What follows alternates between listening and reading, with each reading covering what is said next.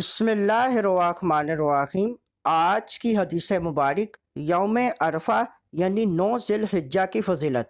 صحیح مسلم حدیث نمبر 2348 ام المؤمنین سیدہ عائشہ صدیقہ رضی اللہ تعالیٰ عنہ سے روایت ہے کہ حضور سید عالم صلی اللہ علیہ وآلہ وسلم نے فرمایا، یعنی عرفہ 9 ذی الحجہ کے دن اللہ تعالیٰ سب دنوں سے زیادہ بندوں کو جہنم سے آزاد فرماتا ہے۔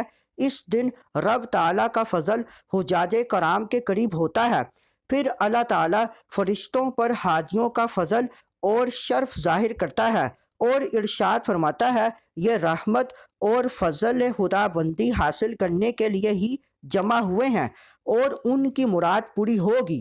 اس حدیث مبارک میں یوم عرفہ کی فضیلت بیان کی گئی۔ اس دن ذکر اور عبادت اور روزہ کا اہتمام کرنا چاہیے۔ مسند احمد حدیث نمبر 22535۔